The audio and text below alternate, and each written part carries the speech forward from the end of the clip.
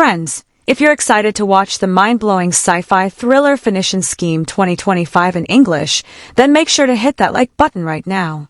And if you're visiting our channel for the very first time, don't forget to subscribe because we bring you the latest updates, reviews, and deep dives into all the hottest new movies. In today's video, we're going to talk about a film that's creating a huge buzz among movie lovers, science fiction fans, and thriller enthusiasts alike. The movie we're talking about is none other than Phoenician Scheme 2025, a movie that promises to blend ancient secrets with futuristic technology in a story packed with suspense, mystery, and mind-twisting moments. We'll cover everything you need to know about this film. What exactly is Phoenician Scheme 2025? What makes this movie so special? Where can you watch it? Is it available on any OTT platforms or satellite channels? I'll be answering all those questions and giving you a complete overview of the movie's release strategy. So whether you want to watch it at home or catch it on a streaming service, you'll get all the information right here in this video. We'll also explore some of the most fascinating behind-the-scenes details, including how the film was made, from the early stages of pre-production to the final touches in post-production. We'll talk about the filming locations, how the crew brought this world to life, and the kind of visual effects and production design that went into creating the atmosphere of the movie. We'll also look at the sound design and the music department, the kind of soundtrack that supports the movie's tone and how it enhances the overall experience for viewers. Along with that, we'll break down the budget of the movie, how much it cost to make, and whether it's managed to recover its expenses or even become a box office hit. We'll look at the numbers, the performance in domestic and international markets, and what critics and fans are saying about it. But that's not all. I'm going to give you a brief yet exciting review of the storyline. No major spoilers, don't worry, just enough to get you intrigued. I'll talk about the plot, the pacing, the key turning points, and what makes the narrative unique.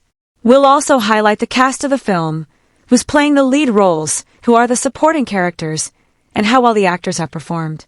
We'll talk about their screen presence, their character arcs, and the kind of impact they've made with their performances. And finally, I'll share some fun and lesser-known facts about the movie, things you probably didn't know that will make you appreciate the film even more. From casting choices to hidden details in the scenes, there's a lot to discover. So, my dear friends, make sure to stay with us till the end of the video, because this is going to be an exciting and informative ride into the world of Phoenician Scheme 2025. Let's not waste any more time and jump straight into it. Let's begin. Alright friends, now get ready, because we're about to dive even deeper into the tangled, mesmerizing, absolutely bonkers storyline of Phoenician Scheme 2025. This is not a film that just tells a story. It builds a living, breathing narrative universe that folds in on itself, jumps across centuries, and messes with your perception of time, memory, identity, and reality. It's part sci-fi thriller, part historical mystery, and part psychological trip, and it's told in a way that dares you to keep up. The movie kicks off in the most unexpected way, in 823 BC, in the heart of ancient Phoenicia. A group of cloaked figures is seen sealing away a strange, monolithic structure covered in symbols that shimmer even in torchlight. There's no dialogue, just an eerie soundtrack, and the overwhelming feeling that something unspeakably dangerous is being hidden from the world. One of the figures looks straight at the camera, and for a split second, it's like they're looking across time. That one moment sets the tone. This isn't just a historical prologue. It's a warning. Smash cut to 2025, a sleek, hyper-connected world where artificial intelligence runs not just your home, but the global economy, military systems, and knowledge networks. Enter Dr. Alara Voss, our protagonist, a firebrand academic whose research into ancient languages got her blacklisted for claiming that the Phoenician script might be more than a language. It might be a kind of temporal encryption. Sound wild? Oh, it gets crazier. She's introduced not in a lab or a lecture hall, but in a courtroom, defending herself against charges of data theft from a government black archive. Her defense? I didn't steal the data, it was sent to me. Instantly, we're hooked. Now here's where the narrative starts playing games. Just as we're settling into a sci-fi mystery, the timeline fractures. We see flashes of Alara walking through a desert, but she's dressed in ancient robes. Then she's in a high-tech lab in a timeline we haven't even reached yet. The editing becomes disjointed in a purposeful way. You're meant to feel disoriented, because Alara is disoriented. These aren't just dreams or hallucinations. They're echoes of different realities bleeding into hers. Some are from the past. Some are from possible futures. And she's the only one aware of all of them. The first major turning point comes when she deciphers a fragment of the artifact's code, which triggers a neural response. Not just recognition, but memory. She starts remembering things she never lived. Entire lifetimes. Different versions of herself. One as a Phoenician priestess. One as a future AI construct. It's like every time she decodes part of a script, she unlocks a new version of her consciousness that's been hidden, or maybe waiting. The artifact isn't just a relic. It's a kind of consciousness repository, a time bridge, and possibly even a weapon. At this point, the story branches in multiple directions. On one track, Alara is being hunted by a corporate government alliance that wants to suppress the artifact's power. On another, she's exploring her own psyche, trying to distinguish between what's real and what's programmed. And in between, there's this rogue faction of technomystics. Yes, that's what they call themselves, who believe the artifact can awaken a sacred intelligence buried in the human genome. Suddenly, the movie isn't just about the past or the future. It's about evolution, belief, destiny, and whether time is a straight line or a loop. Now let's talk about the emotional layer, because this movie doesn't forget to give us a heart amidst all the complexity. Alara's father, a controversial archaeologist who disappeared when she was a teenager, is revealed to have been the first to uncover the artifact in the 1990s. His journals, thought lost, begin appearing in her timeline, not physically, but as memories. She starts reliving moments from her childhood, recontextualized by what she now knows. And then comes the scene that makes your jaw drop, when she watches a home video of herself as a child, speaking fluent Phoenician, transcribing symbols she couldn't have possibly seen. It's one of the film's most chilling moments. She hasn't been researching the artifact's been researching her. And that takes us to the mind-melting third act. The final chapters of the film are where things get truly experimental. We're no longer watching events in order. The film becomes a loop, with scenes we saw earlier repeating, only now with different meaning. A conversation in the second act is revealed to have taken place after the climax, but we only understand it because Alara does. There's a tense sequence where she confronts a future version of herself who has made unimaginable sacrifices to prevent a time collapse, including erasing her own memories to preserve the timeline. This future Alara is cold, rational, and ruthless, the exact opposite of the woman we met at the start. It's like the story's been building toward a war not between good and evil, but between versions of a same person with different beliefs about fate. And then comes the big philosophical punch. The artifact doesn't control time. It reflects it. It shows the possibilities, the forks in the road, and makes the observer choose. Alara isn't being manipulated. She's been the one guiding herself all along. Every choice, every vision, every break in time was her own consciousness reaching backward and forward. The final choice, whether to collapse all the timelines into one safe reality or allow the chaos to unfold and let free will survive, even if it destroys everything. The screen goes black before she answers. No tidy resolution. No, and they all lived happily ever after. Just questions. Big ones. And echoes. The credits roll like waves of symbols, inviting you to decode them if you dare. Phoenician Scheme 2025 is less of a movie and more of an experience. It throws away the traditional three-act structure and dares to ask, what if the story isn't about what happens, but about how many ways it could happen? You don't watch it to understand it. You watch it to feel it, and then you watch it again to try and unravel everything you missed. And trust me, you missed a lot.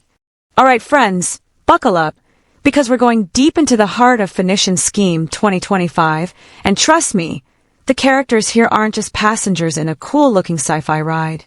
They're the engine, the fuel, the sparks, and sometimes even the fire that burns the whole thing down. This is not one of those movies where the plot happens and the characters are just there to react. No. This is a film where the characters make the story, where their choices don't just change the outcome, they literally shape time itself. Let's start with Dr. Alara Voss, the nucleus of this cinematic atom. Now, Alara isn't your action hero archetype. She's not kicking down doors or giving speeches to save the world. She's a thinker, a questioner, a woman who has spent her life digging through ancient data streams and lost civilizations like they're buried pieces of her own soul. At the beginning of the movie, Ilara is prickly, emotionally guarded, and constantly on edge. And you would be too if every institution you trusted branded you a crackpot for suggesting that an ancient language could alter reality. She's been humiliated, isolated, and driven into a kind of intellectual exile. But here's the thing, that exile made her dangerous. Because she started asking questions no one else dared to ask. And she's not just chasing answers. She's chasing truth with the intensity of someone who has nothing left to lose. But Ilara isn't stuck in her trauma. Her arc is all about peeling back layers of herself, not just through emotional growth, but through actual chronological revelation. As the film's timeline bends and loops, we start realizing that Ilara has been present in more places than even she remembers. There are moments when she confronts flashbacks that aren't just memories, they're alternate versions of her life. A different Ilara in a different time making a different choice. And suddenly you realize, her growth isn't linear. It's multidimensional. She isn't just changing, she's evolving across timelines. By the time she meets the version of herself known as the Architect, you see the contrast in full, the emotionally raw, impulsive Ilara facing the cold, calculating version of herself that has already survived everything. The scene between the two of them isn't just good drama, it's psychological sci-fi gold. One self trying to convince the other that what must be done is worth the cost. It's a battle between two truths wearing the same face. Now let's talk about Arundel, part warrior monk, part cyber sage, and 100% scene stealer. He walks into the story like a rebel messiah with dirt under his nails and prophecy in his eyes. At first, you're not sure what to make of him. He's quoting lost Phoenician poetry 1 minute and jamming a plasma core into a stolen rover the next. But Aaron is more than just the rebel sidekick. He's the soul of the film's philosophical question. While Ilara views the artifact as an object to decode, Aaron sees it as a message from humanity's collective subconscious. Their interactions crackle with tension. He challenges Ilara's scientific arrogance. She challenges his belief in destiny. But as the story unfolds, it becomes clear they need each other. Aaron's arc is about shedding his messianic bravado and realizing that faith without understanding is just another form of blindness. By the third act, he stopped trying to lead a movement and starts trying to save lives, one timeline at a time. Then comes Kira. Oh, Kira. She starts as comic relief, the sarcastic, high-speed hacker who can bypass satellite firewalls while eating noodles and blasting synthwave. But don't let the jokes fool you. Kira's backstory hits hard. She's the only one who remembers her little sister, a girl erased in a timeline glitch that no one else remembers. That grief, it drives her. She doesn't believe in Ilara's mission at first. To her, it's just more theorizing while real people are being lost to corrections in the timeline. But over time, Kira becomes the emotional compass of the group. When everyone else is chasing answers in the stars or the past, she's the one grounding them in what's real, what's now. Her transformation from snarky sidekick to determined co-architect of the plan is beautifully earned. She's not just tech support, she's heart support. And one of the film's most powerful moments is when Kira chooses not to fix the past, but to carry it. That takes real strength. Don't forget DCI Harrow. If Ilara is the mind, Aaron the spirit, and Kira the heart, then Harrow is the fist. Initially presented as the classic government hardliner, Harrow quickly becomes something far more nuanced. He's not evil, just terrified. And not of the artifact, but of what people will do with it. Harrow has seen what happens when power is misunderstood. His brother went mad after attempting to translate the Phoenician code. The man was brilliant, curious, and by the end, he was carving runes into the walls of his hospital room with his fingernails. So when Harrow clamps down, when he tries to shut Ilara down, it's not about politics. It's about pain. His arc is one of the most tragic, because even as he becomes more sympathetic, his methods become more desperate. His decision to detonate a temporal scrub pulse across a city sector, wiping minor timeline anomalies to stabilize reality, costs lives and his soul. You end up feeling for him even as you hate what he does. That complexity, that storytelling gold. Then you've got the architect, the future Ilara, and listen, this character is an absolute masterstroke. She's not a villain. She's a ghost of what could be. A version of Alara that made every hard choice, shut down every emotion, and weaponized her genius into something nearly godlike. Watching her interact with her present self is haunting because you realize she knows exactly how this ends, unless something changes. And she wants change. She's not trying to dominate. She's trying to break free. But she's forgotten how to be human. That's the tragedy. Her arc, such as it is, isn't about redemption. It's about reaching back through the layers of time and whispering, "Don't become me."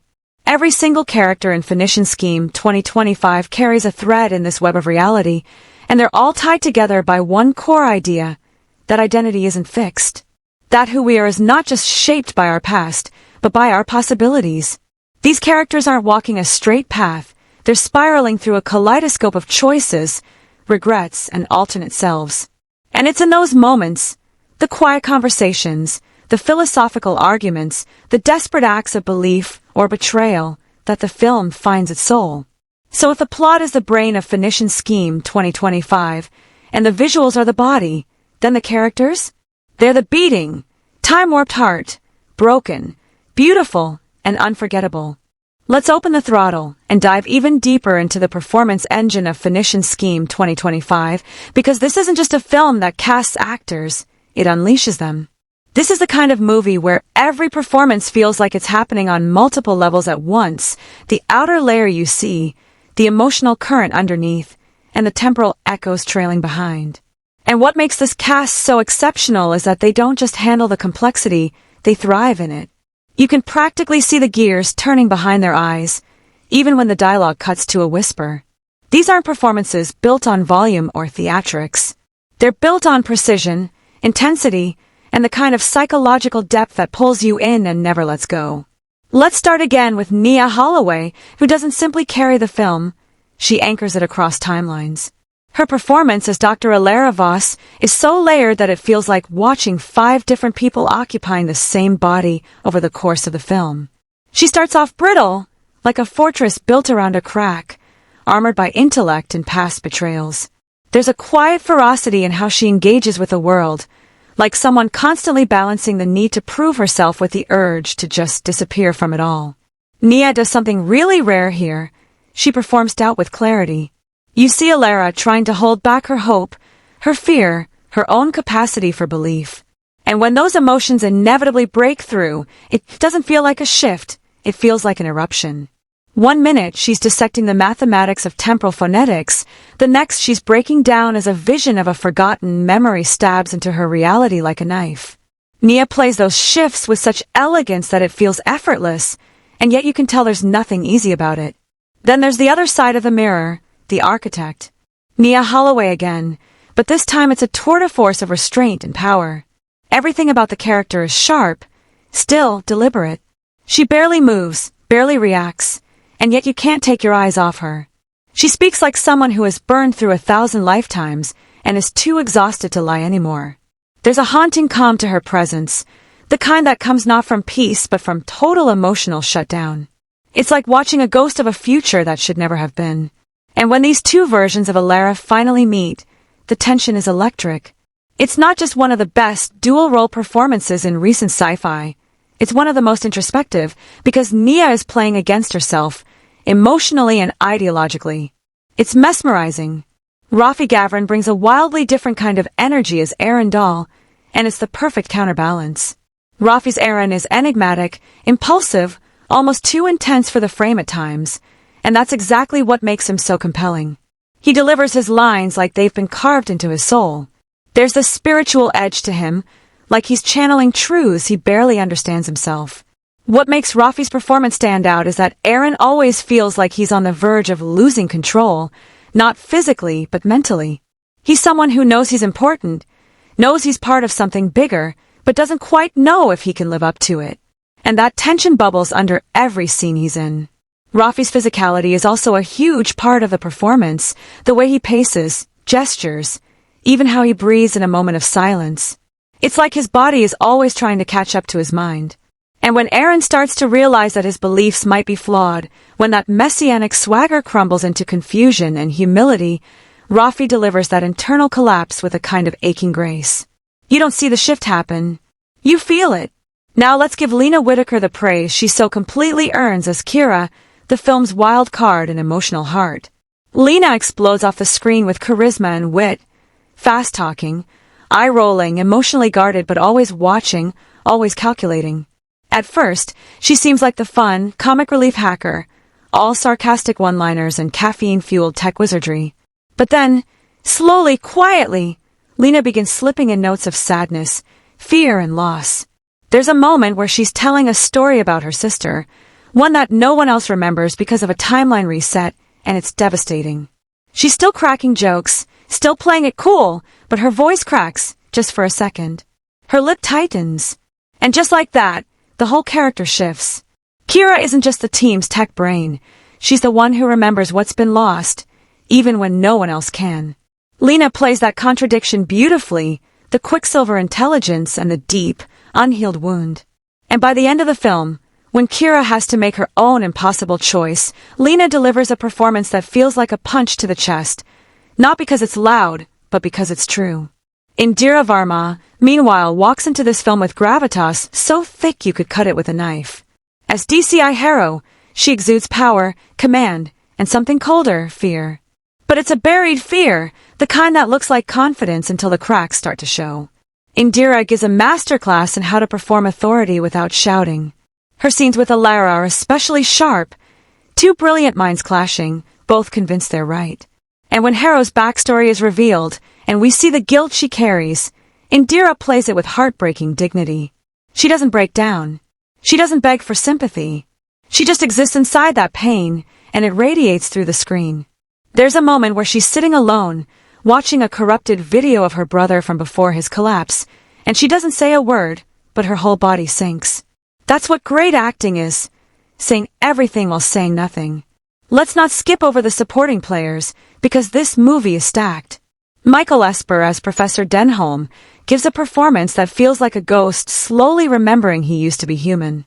He has this world-weary gaze, like someone who spent decades running from a mistake he can no longer forget.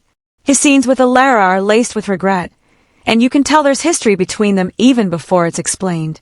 And Jasper Rowe as Admiral Corvin is chillingly good. He plays the future strategist like a man who's already seen the end, and doesn't particularly care how many lives it takes to get there. He doesn't twirl his mustache, he simply decides, and lets the consequences fall like dominoes. His coldness is so convincing, it feels like a force of nature. Even the film's AI character, Izara, voiced by Chloe Hung, deserves applause.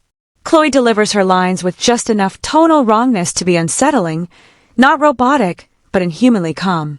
It's the kind of voice that feels comforting until it tells you that 17% of your reality has been rewritten. That subtlety makes a huge difference. She turns what could have been just another sci-fi AI into something poetic and terrifying. What ties all these performances together is the commitment. Every actor dives in, emotionally, intellectually, and sometimes even physically. They're not just reacting to plot, they're embodying consequences, philosophies, timelines. There are moments where you'll see a character smile, and the smile will mean 3 different things depending on what version of reality you're in. That's how rich these performances are. Oh, you want to go deeper? Buckle up, because when it comes to direction in Phoenician Scheme 2025, we're not just talking about someone who says action and cut. We're talking about an architect of perception. This director doesn't make a movie, they construct a universe, thread by thread, moment by moment, until the boundaries between story and sensation dissolve entirely. The direction here isn't just intelligent, it's intuitive, tactile, almost telepathic, like the film knows what you're feeling before you do and nudges you exactly where it wants you to go. From the very beginning, the director grabs you by the collar and drops you into a world that doesn't play by familiar rules. No neat exposition dump, no heavy-handed narration, just atmospheric immersion. The opening sequence alone is a visual riddle. You're shown fragments, a Phoenician tablet shattered in a field of ice, a woman walking backwards through fog, a whisper layered over static, and not a single clear explanation. But you feel something immediately. Confusion, intrigue, dread, all of it by design. The director is telling you up front, this isn't a puzzle to solve, it's an experience to survive. It's bold, confident storytelling, the kind that doesn't hold your hand but dares you to run to keep up. What's especially thrilling about the direction is the total commitment to controlled disorientation. The director doesn't want you to understand everything right away. They want you to feel the confusion the characters are feeling, and they do it through some audacious visual choices, like how scenes occasionally begin in media residential with a character already mid-conversation, not with anyone visible, but with a different version of themselves. The cuts are seamless. You don't know what timeline you're in until it's too late. Sometimes the frame will subtly split, showing two realities side by side, with a character making different decisions in each. Other times the film will loop a moment, not as a flashback, but with altered details, forcing you to catch the difference. And when the moment finally lands, when the director allows a key truth to click into place, it's electrifying. You feel like you've just unlocked a level of the film you didn't know existed. That's the magic of this direction. It turns storytelling into an interactive psychological maze. Let's talk rhythm and pacing, because this film could have easily collapsed under the weight of its ambition. But not here. This director knows exactly when to hold tension and when to let it snap. The film flows like a heartbeat, slow and meditative in its quieter sections, then suddenly thundering with intensity. A character studies a temporal glyph in eerie silence, and you can almost feel time warping around her. Then, boom, we're plunged into a reality collapse sequence where cities fold in on themselves like origami. The pacing isn't consistent. It's deliberately erratic to mirror the instability of the story world. Some scenes stretch out with glacial tension, others hit like a freight train. That uneven rhythm is no accident. It's a directorial signature that turns the act of watching into a kind of emotional vertigo. And shot composition? This director paints every frame like a canvas dipped in code and mythology. There's a love of layers, glass reflections, double exposures, symbolic framing. You'll notice mirrors positioned at odd angles, characters constantly seen through screens or veils. The camera rarely rests. It glides, it hovers, it drifts like it's sentient. In one key moment, Illyra walks down a corridor and the camera tilts just enough to suggest reality is bending, not dramatically, but unnervingly, like a dream where the walls don't line up. Even the height of shots is intentional. When Illyra is discovering something about the nature of her past, we see her from below, dominated by light and code. But when she takes control of her destiny, the camera pulls under her gaze, and suddenly she owns the frame. That's not coincidence. That's orchestration. And what about mood? This director doesn't just create tone, they manipulate it like a chemical. The film starts in a kind of detached sci-fi chill, clean surfaces, clinical conversations, a sterile futurism that feels almost too quiet. But as the story digs into loss, memory, betrayal, and fractured selves, the mood shifts. The lighting darkens. The score gets more organic. You start hearing low, breath-like sounds buried in the music. Scenes get more intimate. Faces held longer. Silences filled with unspoken emotion. There's a moment where two characters who once trusted each other now sit in silence, unable to speak. The camera doesn't move. The scene doesn't cut. It waits. You feel every second stretch like a blade. And all of it, the silence, the tension, the aching stillness, is powered by direction that understands emotion as architecture. The director also knows exactly when to unleash. You're lulled into introspection, then suddenly, boom, full-blown chaos. A sequence where time loops collapse and characters face alternate versions of themselves across shifting realities is shot like a ballet of destruction. Walls vanish, identities collide, and time isn't just fractured, it's weaponized. The director shoots this chaos with total clarity. You never feel lost, even when the characters are. There's a brilliant moment where one character makes a fatal mistake, and the screen shimmers, just slightly, like reality itself is flinching. These flourishes don't call attention to themselves. They serve the story, quietly elevating the emotional beats. What really sets this direction apart is that the film isn't just trying to impress, it's trying to haunt. This isn't spectacle for the sake of it. The visuals, the structure, the timing, they're all woven together to create an emotional resonance. The director understands that the most powerful part of science fiction isn't the science, it's the humanity. So they frame every twist of fate, every mind-bending concept, with emotion first. Even the wildest sequences are grounded in loss, in longing and memory.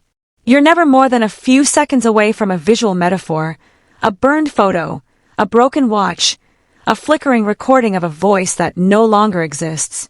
These aren't props. They're emotional anchors, placed with surgical precision by a director who wants you to feel the cost of every choice. So yes, the direction in Phoenician Scheme 2025 is masterful, bold, precise, poetic, and mind-bending. But most of all, it's intimate. Despite the vast scope, interdimensional anomalies, philosophical paradoxes, collapsing futures, the director never loses sight of the people at the center. It's not just a story told through images. It's a story told through intention, through rhythm, through mood, through choices that echo across scenes like ripples in a pond. This isn't just a director guiding a story. This is a visionary shaping how the story feels in your bones. And once you've felt it, good luck forgetting it. Alright, let's really sink our teeth into the cinematography of Phoenician Scheme 2025, because this film's visual language is a masterclass in how to make every frame count, not just as a picture, but as a storytelling powerhouse that breathes life, tension, and emotion into the narrative. It's as if the cinematographer and director teamed up to choreograph a complex dance where every camera angle, every flicker of light, every composition choice is a step that pulls you deeper into the maze of the film's world. Starting with the camera angles, they're anything but random. The film uses a dynamic range of perspectives to manipulate your relationship with the characters and the environment. For example, wide, sweeping overhead shots establish the sprawling, almost alien cityscapes, a world that's vast, cold, and fractured, where the lines between the past and future blur. These shots give you the sense of being a tiny, almost insignificant part of something colossal and uncontrollable. Then, in contrast, the film zooms in relentlessly on faces and hands, capturing fleeting microexpressions or the subtle tremor of a character's fingers. It's in these moments that the cinematography reveals the human core beneath the sci-fi exterior. Fear, hope, doubt, and determination all flicker across the screen like signals waiting to be decoded. Lighting, too, is a storytelling character all on its own. The use of shadows and darkness creates layers of mystery and suspense. Instead of simply illuminating the scene, the light often feels like a veil, partially hiding, partially revealing the truth. For instance, when Alara is grappling with a memory that feels both distant and visceral, the lighting dims to a twilight state where her face is half in shadow, half bathed in a cool blue glow, like a ghost caught between worlds. This interplay of light and shadow isn't just aesthetic, it's a visual metaphor for the fractured timeline and blurred identities the story wrestles with. The cinematography uses chiaroscuro, a technique borrowed from classic film noir, to symbolize the moral ambiguity and psychological conflict at the heart of the film. Framing choices in Phoenician Scheme 2025 are nothing short of brilliant. The cinematographer plays with symmetry and asymmetry in ways that keep you on edge. You'll notice that some scenes frame characters dead center, creating a sense of confrontation or inevitability, while others shove them off to the edges of the frame, visually representing isolation, vulnerability, or being overwhelmed by forces beyond their control. This shifting balance visually narrates the character's internal states without needing a single word. And then there's the frequent use of reflections and fractured surfaces, mirrors, shattered glass, holographic displays, which multiply or distort the character's images. These reflections aren't just cool visuals. They serve as constant reminders of the film's core themes about identity fragmentation and alternate realities. Watching a character's face multiply across shards of glass is like watching their very soul splinter across timelines. The camera movement in this film deserves a standing ovation. There's an almost hypnotic quality to how the camera glides, floats, and shifts, perfectly matching the film's narrative beats. At times, it feels like you're drifting through space alongside the characters, weightless and suspended in uncertainty. Then, suddenly, it switches gears to jittery, handheld shots that jolt you into the character's panic or disorientation. One particularly memorable sequence features the camera spiraling and tilting wildly as the fabric of time itself seems to buckle and fold, throwing both the characters and the audience into a dizzying whirlpool of reality collapse. This dynamic movement isn't gimmickry. It's an emotional and psychological tool designed to immerse you fully into the characters' experiences of confusion and urgency. Color grading in Phoenician Scheme 2025 is a silent narrator of its own. The film starts with a palette dominated by cold blues, steely grays, and muted tones, reflecting the sterile, detached atmosphere of the futuristic world. But as the story unfolds and emotional stakes rise, the colors subtly shift. Warmer hues like deep ambers, rich golds, and smoldering reds start to creep in. This gradual warming of the palette mirrors the narrative's emotional arc, from cold, clinical investigation to fiery human passion and conflict. It's like the world itself is thawing, becoming more alive and dangerous as secrets unravel and characters confront their pasts and futures. The color shifts are so seamlessly woven into the cinematography that you might not consciously notice them at first, but their impact seeps into your subconscious, shaping how you feel the story. The film's visual composition also plays cleverly with space and scale. Wide shots highlight the overwhelming vastness of the collapsing cities and shifting dimensions, underscoring how small and fragile the characters are in the face of cosmic forces. Yet when the camera moves indoors, the spaces feel tight, cramped, almost suffocating, visually trapping the characters as much as their memories or time loops do.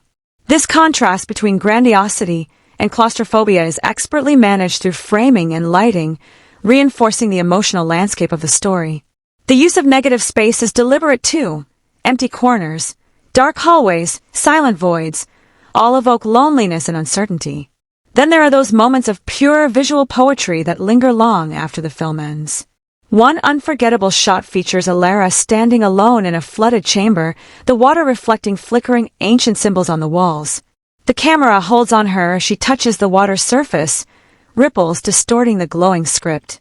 It's a quiet but powerful image, conveying themes of memory, change, and the fragile connection between past and present. These moments show how the cinematography elevates the film beyond a typical sci-fi thriller into something more meditative and profound. In sum, the cinematography of Phoenician Scheme 2025 is a masterful blend of technical skill and emotional insight. It's not just about capturing images, it's about crafting a visual language that speaks to the mind and heart simultaneously. The careful interplay of angles, lighting, color, and movement creates an atmosphere that is immersive, tense, beautiful, and haunting all at once. Watching the film through the cinematic lens is like stepping into a dreamscape where every frame pulses with meaning and every shot is a brushstroke on the canvas of an unforgettable story. Alright, let's really unpack the editing and pacing of Phoenician Scheme 2025, because this film's rhythm is a fascinating beast. It pulses, it shifts, and it commands your attention with a confident, almost hypnotic flow that perfectly mirrors the story's complexity and emotional depth. The editing doesn't just stitch scenes together, it sculpts the very shape of the narrative experience, guiding you through fragmented timelines, mind-bending revelations, and intense emotional beats with masterful control. Right from the start, the editing grabs you by the collar and pulls you into its fractured world. The film doesn't waste time with a neat, linear introduction. Instead, it plunges you into a whirlwind of intercut timelines, cryptic flashes, and disjointed memories that echo the chaos in the protagonist's mind. The quick cuts between different eras and perspectives might initially feel like a dizzying jigsaw puzzle, but they're thoughtfully paced so that you're never truly lost. The editor uses visual and auditory cues like recurring motifs, sound bridges, and color grading shifts to guide you smoothly between these fragmented moments, making the transitions feel natural and purposeful rather than confusing or abrupt. One of the editing's standout features is how it manages tension by controlling pace with a delicate balance of fast and slow sequences. During high-stakes scenes, like when Alara races against time to unlock the ancient Phoenician code, or when the city's collapse threatens to engulf everything, the editing ramps up with rapid-fire cuts, jump cuts, and quick cross-cutting between multiple story threads. These moments are electric, building adrenaline through an almost staccato rhythm that mirrors the character's panic and urgency. The edits here slice through the chaos with precision, keeping the viewer's heart racing and eyes glued to the screen. But the film never lets the pace stay frantic for too long. Just as quickly, it pulls back and allows the camera to linger, giving the story space to breathe. Extended takes and longer scenes slow the rhythm, inviting you into quiet, intimate moments where characters grapple with their memories, fears, or realizations. These pauses in editing are like deep breaths amid the storm, and they're crucial for grounding the emotional stakes of the film. It's in these moments that you really connect with the characters on a human level. Their doubts, regrets, and hopes become palpable, thanks in large part to the editor's patient timing. The ebb and flow between fast and slow sequences creates a natural, almost hypnotic rhythm that makes the film feel alive, unpredictable, and immersive. Handling a nonlinear narrative is no small feat, and the editor here deserves serious credit for weaving together past, present, and alternate realities without losing clarity or momentum. Flashbacks and flash-forwards aren't slapped together haphazardly. Instead, they're integrated through smooth visual transitions like match cuts, dissolves, and clever use of sound bridges that gently usher you between timelines. Scenes might cut mid-action into a memory or a parallel reality, but these transitions feel like carefully placed puzzle pieces falling perfectly into place. The rhythm of these cuts keeps you intrigued and guessing, pulling you deeper into the film's intricate layers without ever making you feel lost or frustrated. The interplay between editing and sound design further elevates the pacing. Quick cuts during tense exchanges often coincide with sharp, rhythmic sound effects or escalating musical beats, enhancing the urgency and making the action pop.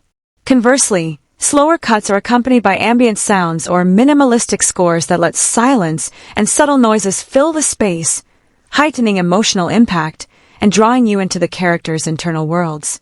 This tight synchronization between picture and sound crafts an immersive experience where pacing isn't just about how fast or slow scenes move, but about how time itself feels to you as a viewer, sometimes stretched, sometimes compressed, always aligned with the story's emotional currents.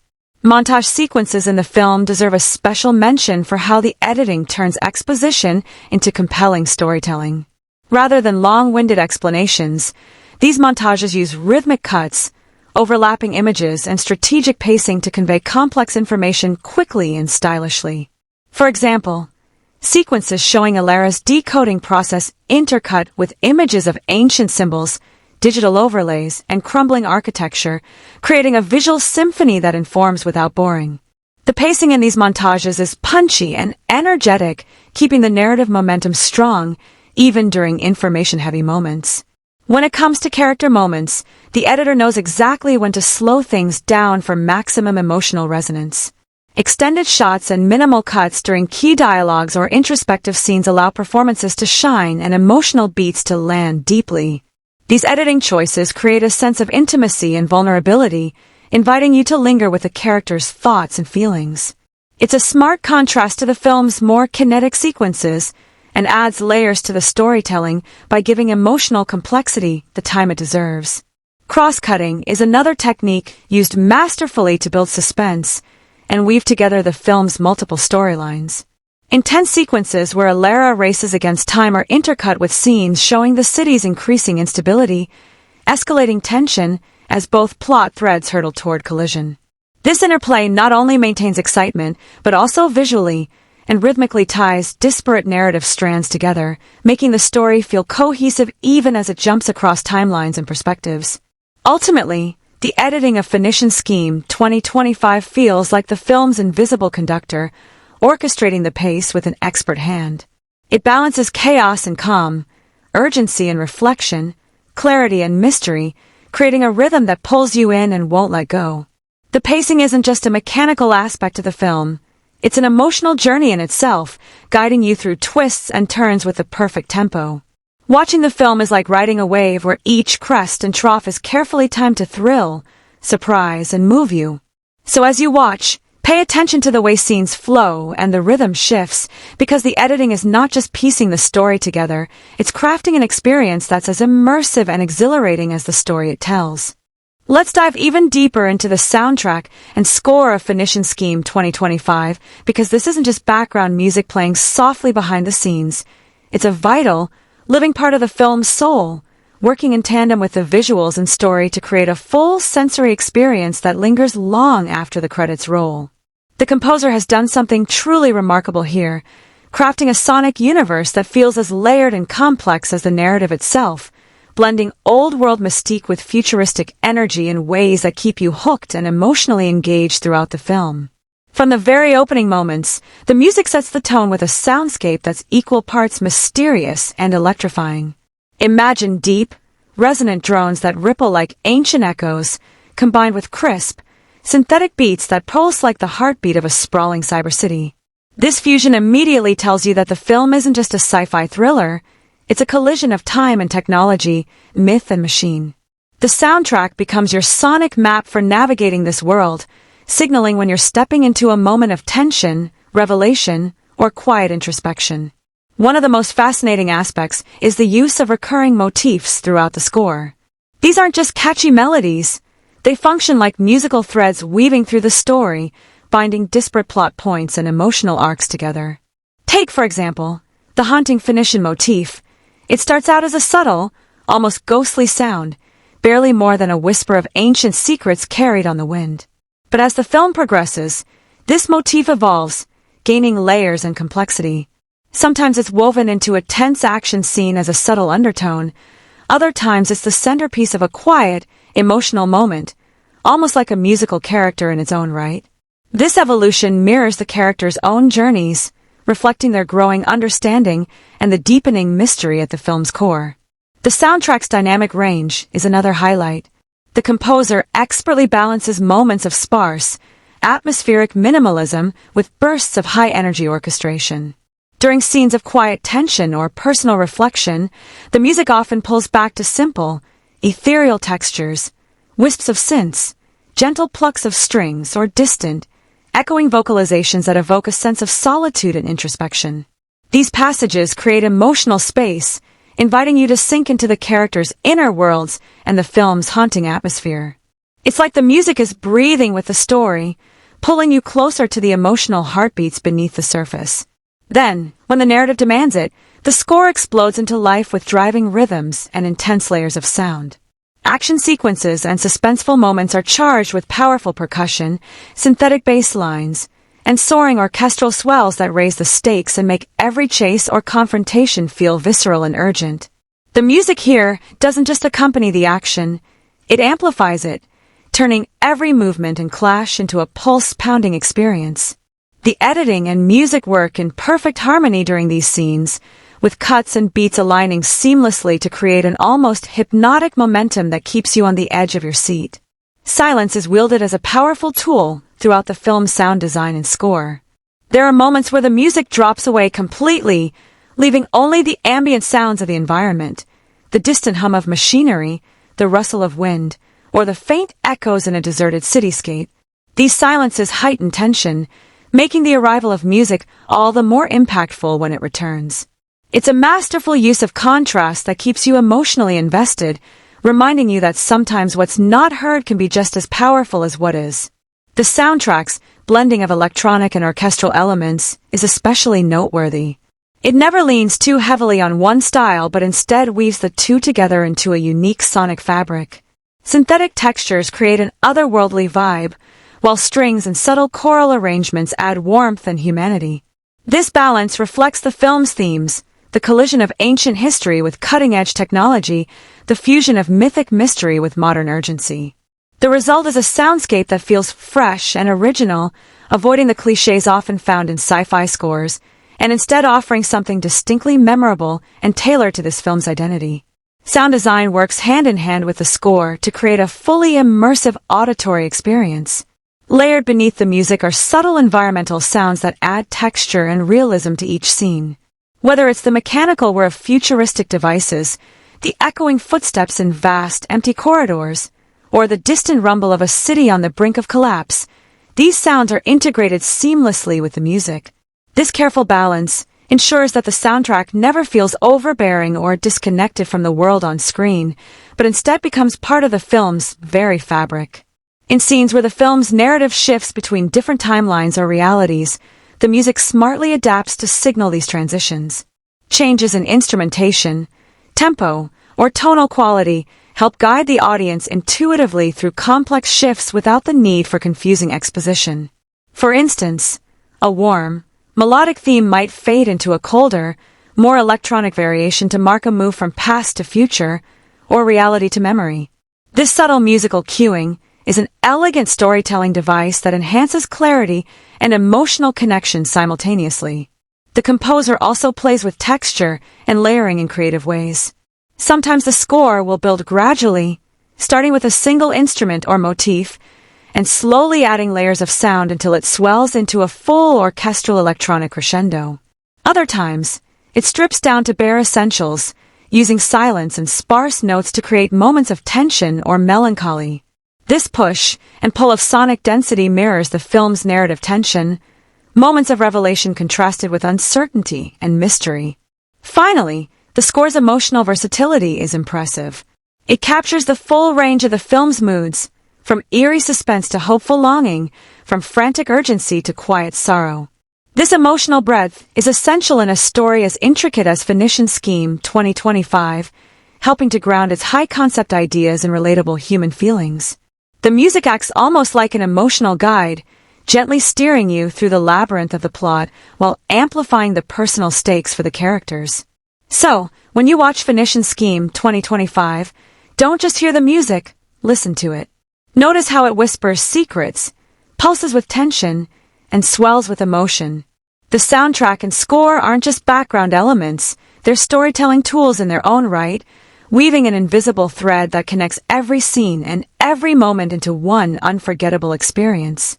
Phoenician Scheme 2025 isn't just a high-octane sci-fi thriller with dazzling visuals and twists. It's a rich tapestry woven with complex themes and profound messages that sneak beneath the surface and invite you to think deeply while you're caught up in the action. This movie isn't content with being a simple story. It digs into questions that resonate far beyond the screen, exploring timeless human concerns wrapped in a futuristic setting that feels both alien and eerily familiar. One of the dominant themes running through the film is the clash between tradition and innovation, or more broadly, the tension between past and future. The world of Phoenician Scheme 2025 is a place where advanced technology and ancient history collide in unexpected ways, creating a backdrop that's as much about cultural identity as it is about suspense and mystery. The Phoenician cipher itself symbolizes this intersection, an ancient enigma surfacing in a high-tech world. This sets up a fascinating dialogue about how history shapes modern life and how, even in a future driven by innovation, the echoes of the past remain powerful and sometimes haunting. The film asks us to reflect on whether progress means forgetting where we came from, or if true advancement requires understanding and integrating history's lessons. This tension isn't just an abstract idea, it's embodied in the characters' personal journeys. Ilara's arc is a microcosm of this theme. Her struggle to decode the past mirrors a deeper search for self-understanding. She grapples with her own roots, her identity fragmented by secrets and revelations that challenge everything she thought she knew. Through her, the film explores how identity is not static but layered and evolving, influenced by memory, experience, and the narratives we accept or reject about ourselves. This theme resonates universally, reminding us all that understanding who we are is a complex process, often shaped by forces beyond our control. The film also delves into the nature of power, not just in the traditional sense of political or physical domination, but as a pervasive force that shapes societies, controls narratives, and influences individual destinies. The Phoenician Scheme itself hints at shadowy networks and hidden agendas, suggesting that power operates behind the scenes in ways that most people never see.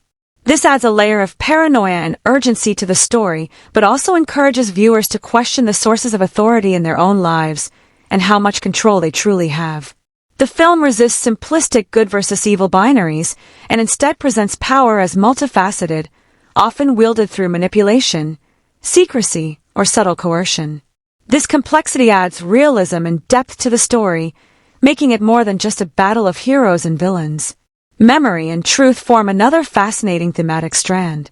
The narrative's fractured structure and shifting perspectives echo the film's exploration of how unreliable and malleable memory can be. Characters confront conflicting recollections, hidden pasts, and altered realities, prompting viewers to question what truth really means. The film subtly probes the idea that history itself is a construct, influenced by who tells the story and how it's framed.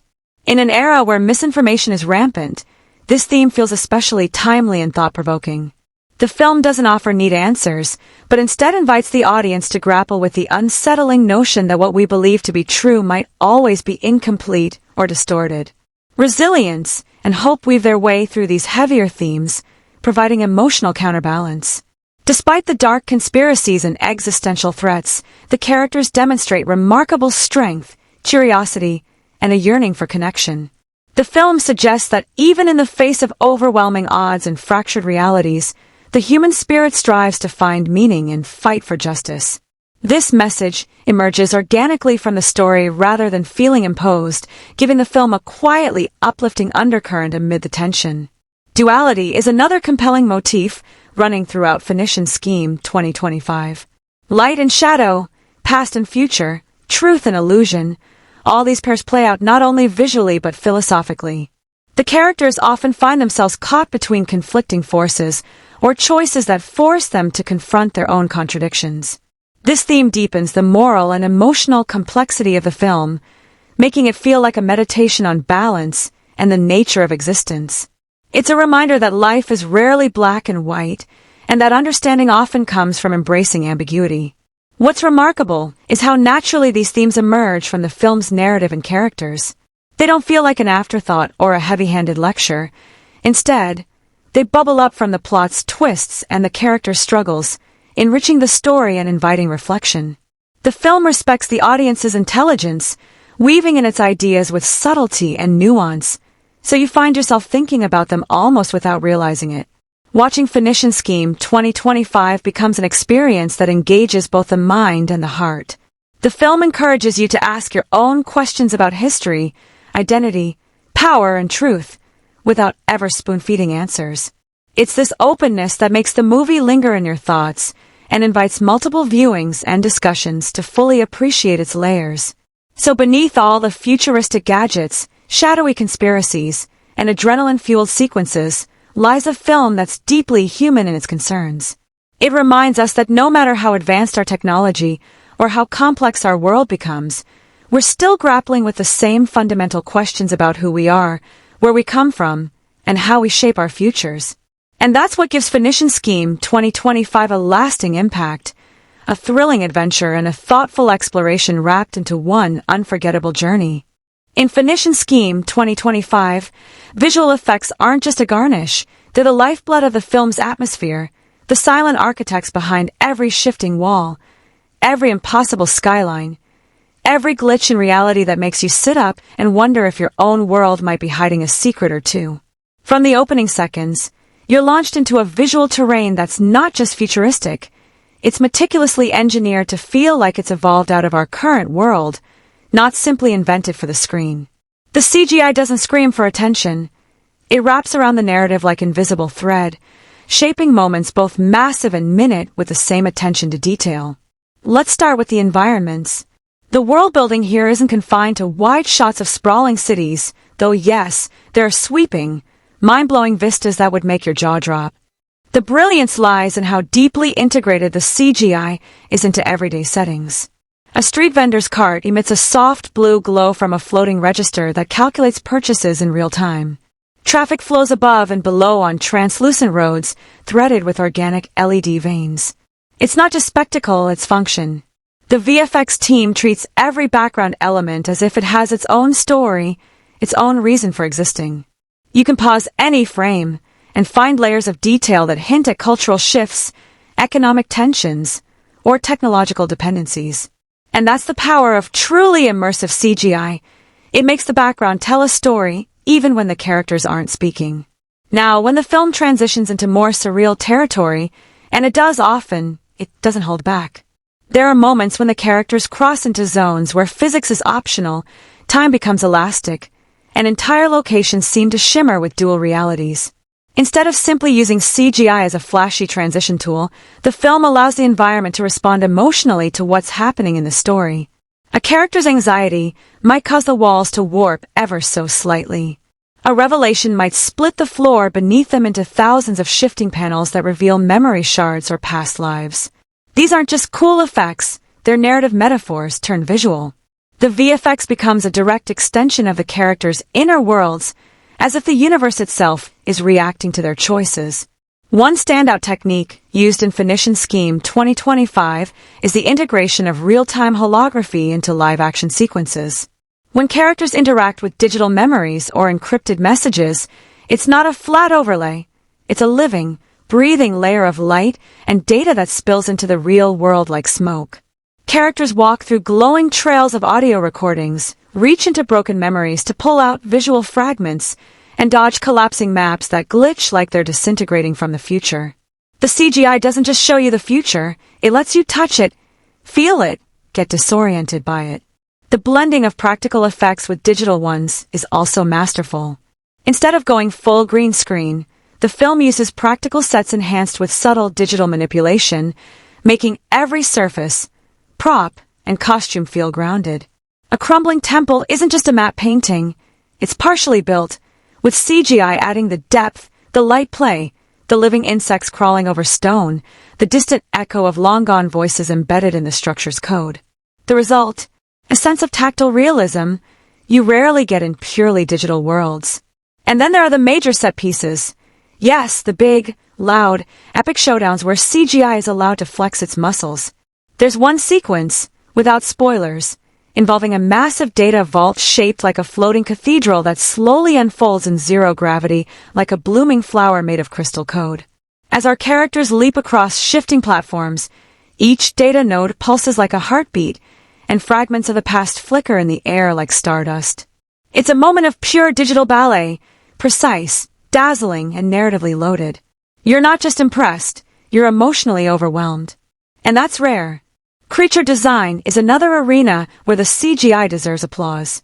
The biodigital anomalies that haunt the edges of a story, some humanoid, some abstract, all terrifying, aren't just random monsters. They're designed with a logic, a function, and a backstory. Some distort their environment as they move. Others emit data pulses that momentarily freeze everything around them, and one in particular seems to rewrite gravity wherever it walks. These creatures look incredible, but more importantly, they behave like believable extensions of this universe's physics and mythos. The CGI doesn't just design them, it animates them with intention. Lighting also plays a huge role in how the visual effects enhance immersion. Light sources are dynamic, casting realistic glows and reflections, bending around materials in ways that match the laws of physics, or at least the laws of this universe. Light isn't just for visibility, it's symbolic. Amber glows might indicate safety. Violet flickers. Incoming breach. This color language isn't explained but felt, and the CGI team uses it to manipulate your emotions as the story unfolds. Perhaps the most impressive part of the film's visual effects is its restraint. It knows when to go big, but it also knows when to disappear. In quieter scenes, the CGI softens, becoming more ambient than assertive. A flicker and a reflection. A pixelated shadow that doesn't belong. A memory that plays slightly differently each time it's accessed. These tiny choices speak volumes, and they reward close viewing. In Phoenician Scheme 2025, the visual effects aren't just about creating a spectacle, they're part of the language of the film. They help tell the story, reflect the characters' minds, and construct a universe that feels as emotionally resonant as it is visually stunning. It's a perfect storm of artistic vision and technological precision, proving that when CGI is used with intelligence and intention, it becomes more than a tool, it becomes a kind of storytelling magic. The dialogue and script of Phoenician Scheme 2025 function like the nervous system of the film, electrically charged, always active, constantly communicating emotion, tension, and subtext beneath every word. This isn't a film where characters just talk. No, here, they wield language. Every sentence is a move in a larger game. Every pause, every interruption, every subtle linguistic choice feels deliberate and layered. What makes it remarkable is how the film uses language to not only deliver its story but to create its world. The culture, politics, power dynamics, and emotional stakes are all coded into the way people speak, and often what they don't say at all. You know you're watching a film with razor-sharp writing when even the smallest exchanges hit like daggers. Take, for instance, a scene where two characters, one from the elite technocratic class, and the other a memory thief, meet for the first time. The tension is high, but they don't exchange threats or insults directly. Instead, their conversation dances around their mutual distrust through ironic compliments and philosophical musings. The elite character casually says, "Your reputation precedes you, but I assume you've already edited the unpleasant parts." The thief responds, "Only the ones that made me flinch." It's playful, hostile, introspective, and all in 2 lines. That's not dialogue, that's fencing with words. The film's writers also aren't afraid of big ideas. The script dives into complex territory, philosophy, ethics, artificial memory, resistance politics, generational trauma, but never in a dry or heavy-handed way. Instead of speeches or lectures, the film embeds these concepts into moments of personal confrontation. A rebel commander might whisper about truth, being a virus that mutates every time it's shared. A grieving daughter might describe her father's digital afterlife as echoes that forgot the original voice. It's poetic, it's haunting, and most importantly, it always serves character and story first. Now let's talk about the film's humor, because yes, there's humor, and it's wonderfully sly. It's the kind that sneaks up on you, buried under tech jargon and noir intensity. A resistance hacker cracks into a high-security mainframe while simultaneously arguing with their ex over a failed shared consciousness experiment. "I backed us up together for emergencies," one says. The other retorts, "You mean like a breakup folder?" It's dry, it's smart, and it cuts through the tension without breaking immersion. This humor isn't broad or slapstick. It's clever and character-based, reflecting how people cope in a world gone mad. It reminds you these characters are human, no matter how sci-fi the setting gets. And then there are the signature phrases and verbal motifs that keep coming back, echoing across different characters and scenes. Like the phrase, "Remember forward," a cryptic mantra used by those who manipulate timelines. The first time you hear it, it's intriguing. The second time, it feels prophetic. By the third, it's devastating, tied to a character who is literally losing themselves to the fractures in memory they once tried to control. This kind of repetition isn't lazy, it's musical. It builds resonance. It ties ideas together emotionally, not just logically. Some of the most striking dialogue in the film happens in moments of emotional crisis.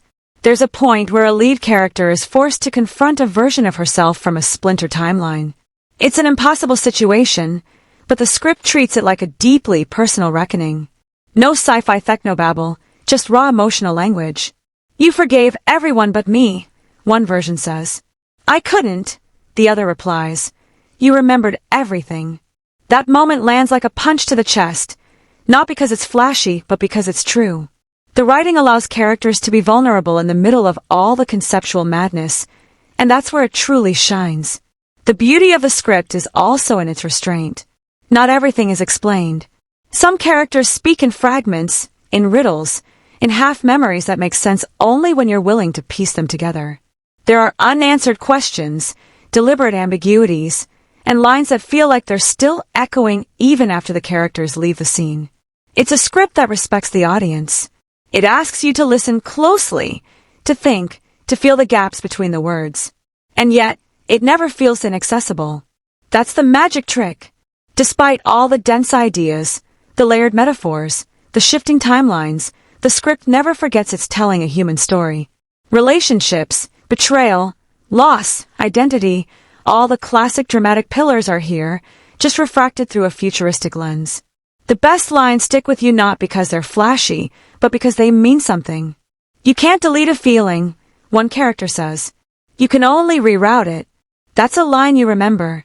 That's a line that explains a character's worldview in 6 words. So is the dialogue memorable? Absolutely. Is the script emotionally rich, intellectually daring, and wickedly clever? Without a doubt. It's not just about what's said.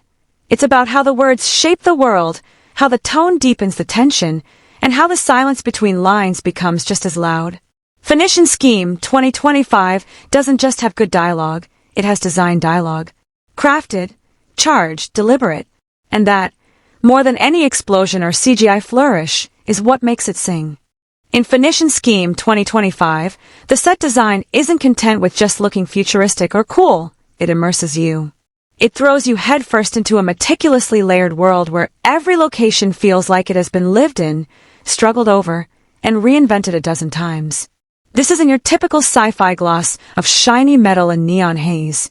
No, this is a world carved out of history, broken systems, corporate manipulation, and resistance.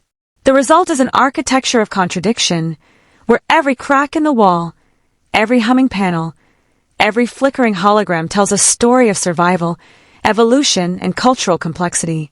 Take the towering corporate enclaves, high-altitude zones built like glass sanctuaries for the elite. They're not just tall for spectacle, they loom over the rest of society like judgment. These towers are pristine, eerily quiet, antiseptic in their perfection. But that perfection is oppressive. The furniture self-adjusts to your biometrics. The walls are made of responsive fiber that changes color to match emotional patterns. Even the coffee tables are smart, projecting your social score when you place a cup on them. It's terrifyingly polished. These sets scream control through subtlety, status through silence, and fear through beauty. There's not a single smudge anywhere, which makes you feel like a criminal just for breathing in the space. It's not comfort, it's surveillance disguised as minimalism. Now drop down into the mid-tier city districts, and the tone shifts dramatically. These areas are a wild, overwhelming blend of salvaged tech, cultural spillover, and economic tension. You've got brutalist relics from a long-forgotten regime retrofitted with tech panels, blinking half-working updates. Alleyways are tangled with clotheslines and data cables. Propaganda is slapped on cracked walls, layered with protest art, layered again with digital spam ads. Every room here looks like it was built by someone different, at a different time, with a different agenda, and yet somehow it all holds together. This chaos is its own form of architecture, and it tells you more about the people who live here than any speech ever could. You can feel the hustle, the compromise, the resilience. It's messy, yes, but also breathtakingly alive. Then you stumble into the underground. These aren't just sewers or tunnels, they're mythic, labyrinthine warrens that feel sacred and terrifying. Resistance headquarters look like forgotten libraries mixed with hacker dens. Think candlelight bouncing off terminals, ancient texts stacked beside biometric scanners, and floors made of translucent panels that flicker with encrypted maps beneath your feet. Every detail reinforces the idea that knowledge is being preserved in secret, that the real history of this world exists beneath its foundations. There are sanctuaries down here built from the bones of the past. An abandoned subway car turned into a courtroom. A hollowed-out reactor core now used for storing relics, both digital and spiritual. These are the soul of the film's world, and they're designed not just to impress, but to haunt you.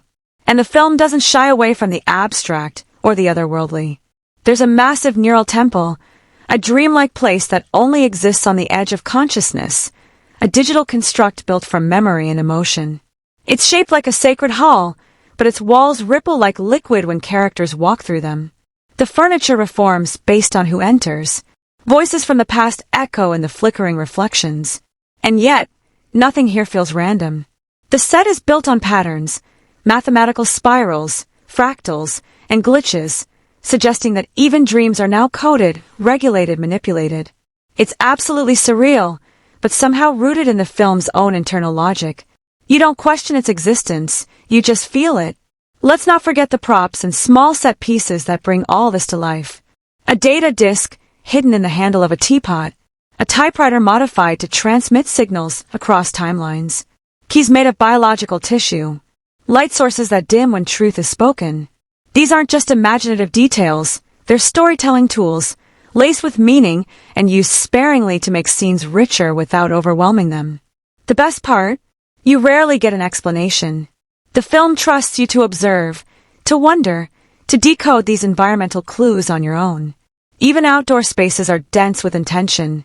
Desolate plains dotted with abandoned satellites. Shorelines lined with dead coral that glows faintly at night. Markets set up in the shells of old churches. Ruins where ancient symbols are etched beside corporate logos. Nature and industry constantly wrestle for dominance in these sets, and it creates a tension that underscores the film's themes: decay, memory, and forced evolution. Every place feels caught between eras, as if time itself is fractured and trying to rebuild around these characters. Ultimately, Phoenician Scheme 2025 doesn't just use set design as a backdrop, it wields it like a character. The locations breathe. They react. They influence decisions. They hold grudges. The world isn't just being observed by the characters, it's watching them right back. And that's what makes the production design so mesmerizing. You're not just watching a movie, you're inside it, trying to figure out how this world functions, why it hurts, what it's hiding, and who built it that way. That's not just good design, it's world building at its most intelligent, emotional, and immersive. When it comes to genre execution, Phoenician Scheme 2025 doesn't just play within the sandbox. It kicks down the walls and builds an entirely new playground from the debris. You think you're walking into a slick, cerebral sci-fi thriller with a bit of techno-dystopia on the side, maybe a few holograms, a rebel faction, and a corrupt data overlord. That's your comfort zone. That's what your brain is prepared for. But this film gleefully lures you in with familiar genre signals, only to twist and reframe them with such inventive boldness that by the time you realize what it's doing, you're already too deep to pull away. The first thing it does is strip the usual genre hierarchy down to its wires. Instead of using action as the backbone like many futuristic thrillers, this movie puts intimacy at the center. Don't expect explosions every 10 minutes or tech-speak gunfights designed to wow you into submission. Here, the action is psychological. It's about two people sitting across from each other in a memory lab, debating over which version of a shared moment was more real. It's about emotional standoffs that feel more tense than a car chase. The genre elements exist, of course. The film is filled with high-tech surveillance grids, rogue neural implants, and underground memory hackers, but the narrative doesn't treat them like genre candy. It treats them like emotional instruments. Now, when a movie tries to subvert its own genre, it usually runs the risk of alienating viewers who came for the familiar beats. But Phoenician Scheme 2025 is too smart to fall into that trap. Instead of rejecting genre convention entirely, it invites those conventions to the party, and then sets them against each other. You want cyberpunk visuals? You get them, but with a twist. The neon cityscape isn't just cool background, it's decaying. The lights flicker, not out of aesthetic, but because memory corruption has leaked into the infrastructure. The skyline isn't lit with ambition, it's glitching with grief. That's visual storytelling filtered through thematic intention, and it's rare. In a typical noir thriller, you've got your morally ambiguous protagonist digging through lies to uncover a central truth. In Phoenician Scheme 2025, the main character is literally unraveling her own memories because truth itself has been tampered with so many times, it's become indistinguishable from fiction. That noir influence is still there, but it's processed through a sci-fi blender and turned into something far more introspective. She's not asking who betrayed me. She's asking, what version of me made that betrayal possible? The genre is warped, deconstructed, and reconstructed into a thematic puzzle that audiences have to solve with their own emotions, not just logic. There's also a heavy dose of psychological horror, but not in the jump scare or blood splatter sense. It's the horror of self-recognition. One of the most chilling sequences involves a character walking through a storage vault of failed memory imprints, digital copies of real people, stored like old software, each slightly off, each still whispering the last thing they remembered before deletion. No ghosts, no monsters, just the terrifying implication that identity can be lost, archived, and overwritten like a bad draft. The genre bends into horror without announcing it. You just feel it creeping in, wrapping around you like a glitch in your own brain. But just when you think the movie is spiraling too far into darkness, it pulls off another trick. It's funny. Dry, sharp, sly humor that bubbles up in the middle of existential conversations and oppressive dystopian gloom. This isn't slapstick. This is gallows humor done right. Characters joke about faulty memory backups like people joke about bad Wi-Fi. Someone recalls their happiest moment only to pause and admit, or maybe that was a paid subscription. The humor doesn't undercut the story. It makes the world feel real, lived in, and tragically relatable. Genre films often struggle to balance tone, but this one walks that tightrope like a veteran circus performer. And then there's the romance. Wait, romance in a dystopian cyber mystery? Yes, but it's not traditional. There's no sweeping love story, no slow-motion kisses under holographic rain. The love here is fractured, memory tampered, rewritten. A character falls in love twice with the same person, first genuinely, then with a version of them created from fragmented emotional data. And the heartbreak? It doesn't come from betrayal, but from the realization that the love might have been real only in their mind. Genre boundaries blur until you can't tell where science fiction ends and tragic love begins. Even the film structure plays with genre expectation. You'd expect the three-act arc, the climactic confrontation, the resolution. But here, structure is like memory, non-linear, unreliable, impressionistic. The film loops back on itself, replays scenes with different emotional outcomes, shows you moments that contradict each other, and dares you to decide which one felt true. Some may call that confusing, but it's not. It's immersive. This is genre storytelling that makes you participate. You don't just watch, you decode, you question, you feel. In terms of genre balancing, Phoenician Scheme 2025 is a masterclass. It blends action with cerebral tension, emotional depth with speculative concept, subtle horror with piercing drama. It follows genre rules just long enough to gain your trust, then breaks them in the most satisfying ways possible. There are no clichés here, only reflections of them, distorted and reframed until they become something original. It's not a sci-fi thriller. It's not a noir mystery. It's not a psychological horror. It's all of them and none of them, and that's precisely what makes it unforgettable. Let's dive even deeper into the dazzling rabbit hole of Phoenician Scheme 2025 and its jaw-dropping take on social and cultural commentary, because this film doesn't just sprinkle in ideas, it marinates every frame, every twist, every character decision in rich, provocative thought. It's like the filmmakers sat down and said, what if we wrapped the state of modern civilization in the skin of a high-concept sci-fi thriller, but made sure it bites? And oh, it bites hard. At the heart of it all is the film's radical deconstruction of truth itself, something society once agreed was sacred but now treats like a flexible suggestion. In this world, memories are tampered with, filtered, deleted, even recontextualized depending on who's in power and what version of history they want to sell today. The audience is forced to wrestle with this. If your memories can be modified and your past rewritten, then who decides what's real? The government? The algorithm? The loudest voice in the digital room? The film doesn't offer a tidy answer, because the point is, in the world of Phoenician Scheme, there isn't one. Truth is not an objective structure anymore. It's a luxury commodity only available to the few who can afford their own curated version of reality. And that, brilliantly, is where class enters the chat. This is a film that doesn't need to flash wealth disparity on screen in obvious ways. You don't see mansions versus slums. Instead, you see data access versus data poverty.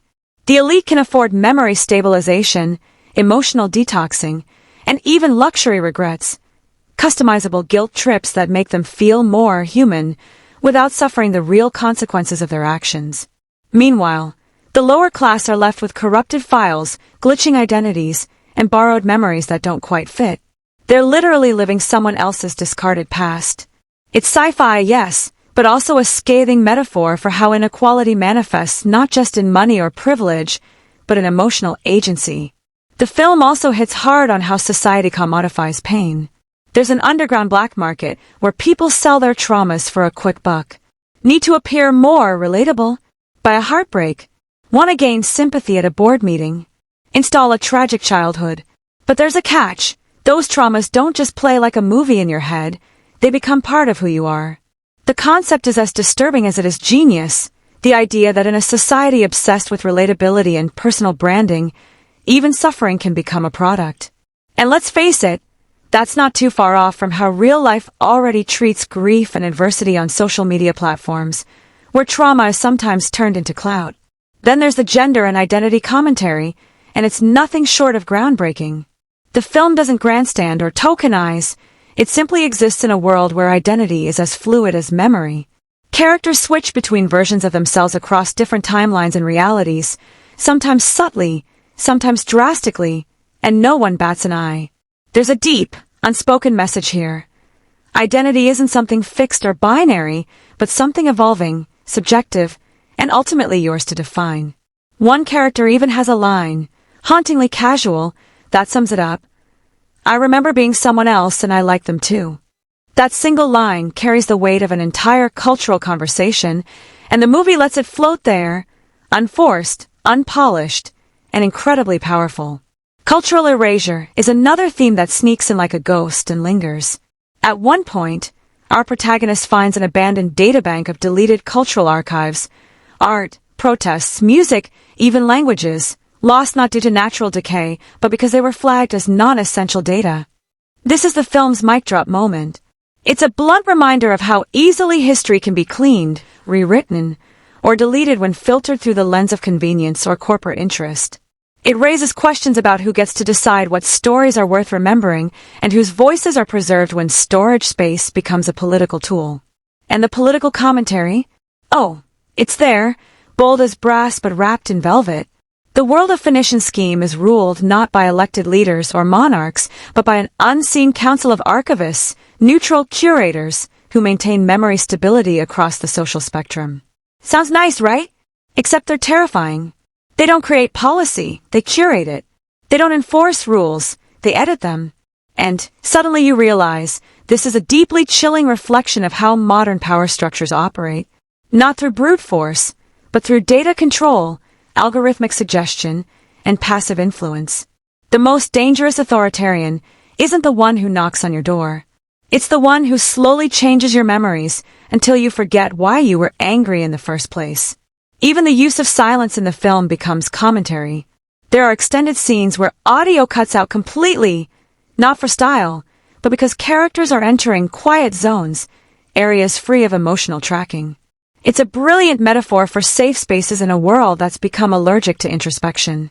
These silences speak volumes about how modern culture rarely gives us room to just feel without the pressure of performance or analysis. So when we talk about Phoenician Scheme 2025 and its cultural commentary, we're not just talking about a film that makes a point. We're talking about a film that is a point. A cinematic thesis statement on the commodification of self, the fragility of truth, the manipulation of memory, and the blurred lines between past, present, and performance. It's a mirror, a warning, and a challenge, one that refuses to be forgotten, even if someone tries to edit it out. Let's dive even deeper into how Phoenician Scheme 2025 captivates its audience on a whole emotional and intellectual level, because this film is less like a simple story and more like an experience that gets under your skin and won't let go. From the moment the opening credits fade, it hooks you not just with its intriguing concept, but with an emotional grip that tightens scene by scene, pulling you through a labyrinth of feelings that range from sheer exhilaration to quiet heartbreak. One of the most remarkable things about this movie is how it balances big, mind-bending ideas with profoundly personal moments. It knows that to truly engage an audience, it can't just dazzle with futuristic technology or plot twists. It needs to make you care about the people caught in the middle. And it absolutely succeeds. There are characters whose struggles with memory, identity, and belonging feel so raw and authentic that you can't help but empathize. Their journeys are emotional roller coasters where you ride the highs of hope and the lows of loss, often within the same scene. It's a wild emotional spectrum that keeps you on edge, always wondering what will hit you next. The film has an almost hypnotic way of delivering emotional payoffs. Take those quiet, seemingly simple scenes where a character reflects on a fragmented memory or a lost connection. Those moments might feel subtle at first, but they build up over time, layering meaning until they explode into overwhelming waves of emotion. It's like the filmmakers understood the power of restraint, showing you just enough to make you feel the weight of loss, regret, or longing without ever spelling it out. That subtlety is what makes those scenes stick with you long after the credits roll. And then, just when you think the film is all serious contemplation, it injects moments of dark, witty humor that feel perfectly timed to break the tension without losing the mood. These flashes of levity don't undercut the drama. Instead, they make the characters more relatable and the stakes feel even more real. The humor often comes from characters' dry observations about their bizarre reality or their attempts to cope with impossible situations, and it creates a feeling of camaraderie between the viewer and the film. You laugh, not because everything is funny, but because the film understands the absurdity of the human condition, especially in a world where memories can be manipulated. Another thing that really sets this film apart is how it invites you to be an active participant rather than just a passive viewer. The narrative is cleverly layered with mysteries and moral questions that aren't handed to you on a silver platter. Instead, It trusts you to think, question, and piece things together yourself. This makes the viewing experience deeply engaging because you're not just watching a story unfold, you're decoding it.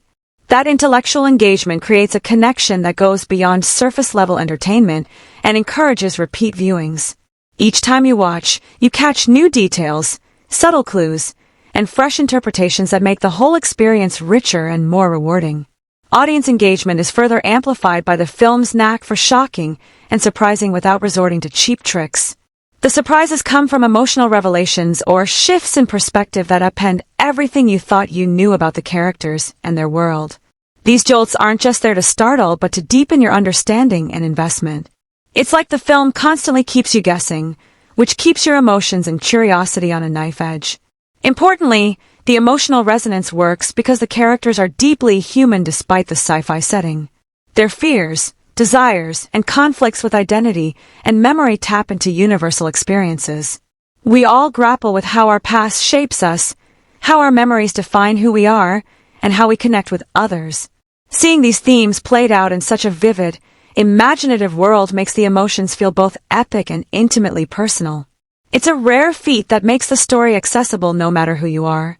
What's more, the film sparks conversation and reflection long after you step away from the screen. It's the kind of movie that stays with you, prompting questions like, how much of what I remember is real? How would I feel if my memories were controlled or changed? What parts of my identity are truly mine? These questions linger in your mind, inviting you to debate with friends or revisit the film to explore its many layers again. That kind of lasting engagement, intellectual, emotional, and social, is the mark of a film that truly connects with its audience. In the end, Phoenician Scheme 2025 is more than just a movie you watch. It's a complex emotional journey that pulls you in, challenges your thinking, and leaves a mark on your heart. It's fun, it's unsettling, it's thought-provoking, and above all, it knows how to keep you hooked from start to finish. Alright, let's really sink our teeth into how Phoenician Scheme 2025 stacks up against its peers, the bigger franchises, and the director's past works, because this film isn't just another entry in the crowded sci-fi thriller space. It's more like a bold new flavor that shakes up expectations in ways that are both surprising and satisfying. First off, the sci-fi genre is packed with classics that have set the bar high. Think Blade Runner with its moody dystopian aesthetic and existential questions, Inception with its mind-bending layered realities, or The Matrix which redefined cyberpunk action. These movies are beloved for a reason, but what Phoenician Scheme 2025 does differently is its refusal to settle into any one category. While it nods to the cerebral puzzles and philosophical underpinnings of those films, it approaches them with a fresh sense of intimacy and emotional vulnerability that many blockbusters gloss over. Instead of focusing solely on jaw-dropping visuals or high-octane action, this film zeroes in on the messy, human side of futuristic technology, how it warps memories, identities, and relationships, making it feel less like a spectacle and more like a deeply personal story told on a sci-fi stage. Comparing it to its sci-fi cousins, Phoenician Scheme 2025 feels more like a hybrid between cerebral films like Eternal Sunshine of the Spotless Mind or Her, which explore the fragile nature of memory and connection, and the taut suspense of thrillers like Minority Report. But it doesn't just imitate those films. It builds on their foundations with a complex narrative structure that teases out mysteries and moral dilemmas in a way that keeps your brain ticking long after you leave the theater. Where many genre films might rely on straightforward cause and effect plots or clear-cut heroes and villains, this movie embraces ambiguity and moral complexity, which makes it stand out as something richer and more layered. Looking at the director's filmography, this movie feels like a natural yet exciting leap. If the director is known for exploring deeply personal, character-driven stories with strong visual styles, Phoenician Scheme 2025 takes those strengths and thrusts them into a sci-fi setting with a bigger, more complex world. It's like watching an artist stretch their wings into new territory, but without losing the emotional core that made their previous work resonate. Fans of the director's earlier movies will recognize familiar themes: identity crises, fractured relationships, the struggle for truth. But this time those themes are amplified by the stakes of memory manipulation and futuristic technology, giving the film an epic scale while keeping it grounded. When you compare Phoenician Scheme 2025 to franchise sci-fi films, especially those churned out to feed fan expectations, it's clear this movie takes a different path. Big franchises tend to stick to formulas that guarantee crowd-pleasing moments, explosive battles, clear heroes and villains, predictable plot twists. This film, however, thrives on uncertainty. It challenges viewers to think, question, and reevaluate what they see as the story unfolds. That makes it feel fresh and unpredictable. It's the difference between a fast food franchise meal that you know exactly what you're going to get, and a thoughtfully crafted gourmet dish that surprises and delights with every bite. Visually, the film's style pays homage to the neo-noir elements found in movies like Blade Runner, using shadows, muted tones, and moody lighting to create a gritty, immersive atmosphere. But it also avoids feeling derivative by injecting its own unique visual language that reflects the fragmented memories and blurred realities at the heart of the story. Instead of relying on flashy CGI alone, it combines practical effects and subtle digital enhancements to build a believable world that feels tactile and lived in. This approach places it closer to movies like Arrival or Ex Machina, which use visuals to serve the story rather than overwhelm it. On the emotional and pacing front, Phoenician Scheme 2025 strikes a balance that's hard to achieve. Unlike many sci-fi films that either rush from one action scene to the next or drag with exposition-heavy sequences, this movie moves with purpose and rhythm. It knows when to slow down and let the characters breathe, letting the audience absorb emotional nuances, and when to ramp up tension with revelations and suspenseful sequences. This ebb and flow keeps the audience hooked without feeling fatigued, creating an experience that's both intellectually stimulating and emotionally satisfying. In the grand scheme of genre films, Phoenician Scheme 2025 manages to feel like a breath of fresh air while still respecting the groundwork laid by its predecessors. It's smart without being aloof, emotional without being melodramatic, and innovative without being inaccessible. Whether you come for the sci-fi mystery, the psychological depth, or the atmospheric world-building, it delivers on multiple levels, making it a standout that's hard to categorize but impossible to forget. It's the kind of movie that invites comparison but ultimately demands to be judged on its own inventive and compelling merits.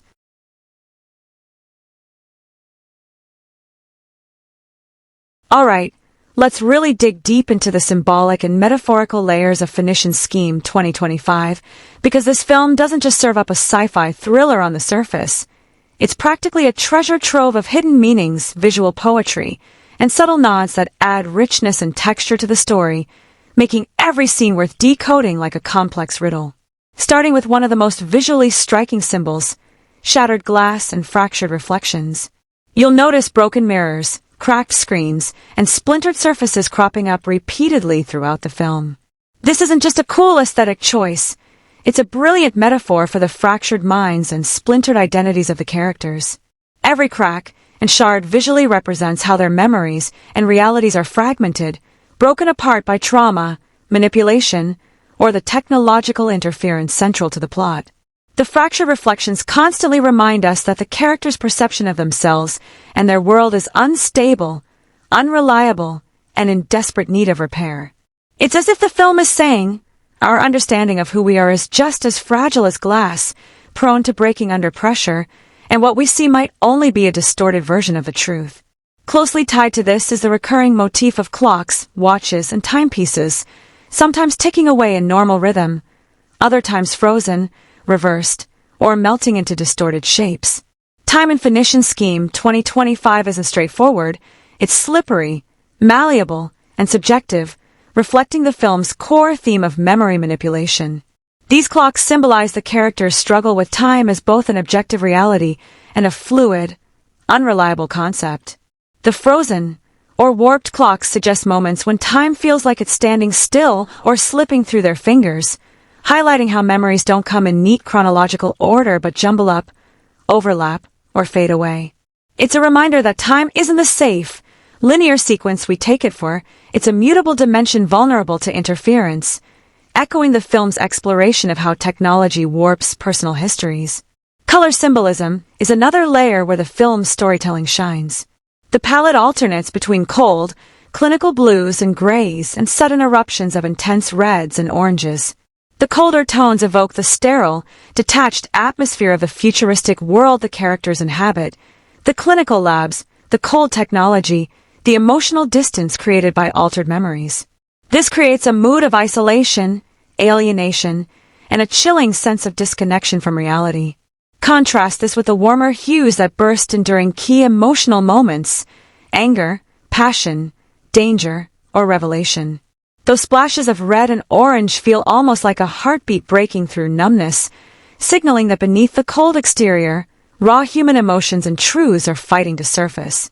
This push and pull between warmth and coldness through color subtly guides the audience's emotional experience and underscores the tension between technology and humanity. Then there's the title itself, Phoenician Scheme, which functions as a powerful metaphor woven into the story's fabric. The ancient Phoenicians were legendary seafarers and traders, known for their secretive routes, complex navigation, and cryptic knowledge. The film draws a parallel here. The characters are navigating through treacherous mental seas filled with hidden dangers, false memories, and shifting truths. Just like Phoenician mariners mapping uncharted waters, the characters, and the audience, are invited to decipher a complex map of deception and discovery. This metaphor extends beyond just the plot. It reflects the film's invitation to viewers to become explorers of its layered meanings, piecing together clues about identity, memory, and reality. The design of certain key props and artifacts in the film also doubles as symbolic devices. The futuristic memory extraction gadgets often look like ancient relics or cryptic puzzles, blending the old and new to emphasize the connection between history and identity. These objects aren't mere tools, they're physical manifestations of the characters' quests to unlock and control their pasts. This blurring of ancient mystery with cutting-edge technology reinforces the film's theme that memory is an enigma, fragile and precious, like a relic waiting to be uncovered and understood. It's as if the film suggests that our memories, no matter how technologically mediated, are sacred artifacts that shape who we are. Sound and silence take on metaphorical weight as well.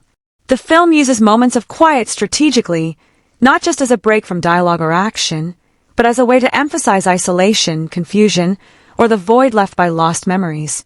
When the sound drops away, it forces the audience to feel the emptiness and disorientation experienced by the characters, turning silence into a visceral emotional experience. This absence of sound becomes a powerful symbol of the gaps in memory and the internal voids characters struggle to fill. Even recurring visual patterns, like spirals, labyrinthine hallways, or repeating symbols etched into the sets, function as metaphors for the characters' psychological journeys. Spirals suggest cycles of confusion or descent into madness. Labyrinths represent the complexity and danger of navigating one's mind, and repeated symbols hint at hidden codes or truths buried beneath the surface narrative. These motifs deepen the film's immersive quality, making the environment itself a reflection of inner turmoil. All these symbolic elements don't just add flair or decoration, they enhance the storytelling by weaving thematic resonance into every frame. They invite viewers to look beyond the surface, rewarding careful observation with richer insight into the characters' struggles and the film's philosophical questions about identity, memory, and reality. The beauty of Phoenician Scheme 2025 is how it balances this complexity with emotional accessibility, so you're never just decoding symbols, you're feeling their weight too. Every metaphor pulls you deeper into the mystery, making the film an experience that lingers long after the credits roll and begs for multiple viewings to fully appreciate its layers. In short, this isn't just a sci-fi story. It's a visual and narrative puzzle filled with metaphorical treasures that challenge, engage, and delight anyone willing to dive beneath the surface. It's a film that plays with meaning like a master illusionist, leaving you wondering what's real and what's reflection, what's memory and what's truth, making it endlessly fascinating and deeply rewarding.